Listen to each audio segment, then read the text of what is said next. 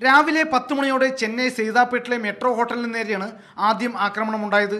പിന്നീട് ടി നഗറിലെ ജോയ് ആലുക്കാസ് ജ്വല്ലറിക്ക് നേരെ ഒരു സംഘം ആളുകൾ പ്രകടനമായി എത്തിയെങ്കിലും പോലീസ് അവരെ അറസ്റ്റ് ചെയ്ത് നീക്കി.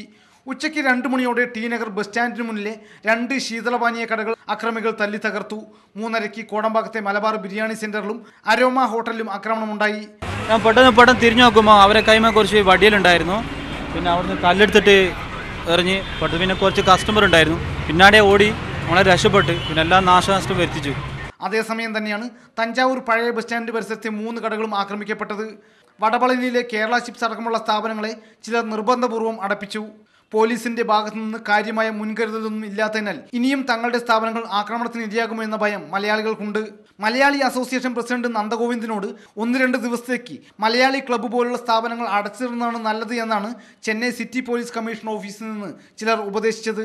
അതിനാൽ പ്രശ്നം എത്രയും പെട്ടെന്ന് തീർക്കണേ എന്നാണ് ഇവിടുത്തെ ഓരോ മലയാളികളെയും പ്രാർത്ഥന. ഇതിന് എത്രയും പെട്ടെന്ന് മുല്ലപ്പെരിയാർ പ്രശ്നത്തിൽ കേന്ദ്ര ഗവൺമെന്റ് ഇടപെട്ടുകൊണ്ട് ഒരു പ്രശ്നം പരിഹരിക്കണമെന്നാണ് എൻ്റെ അഭിപ്രായം.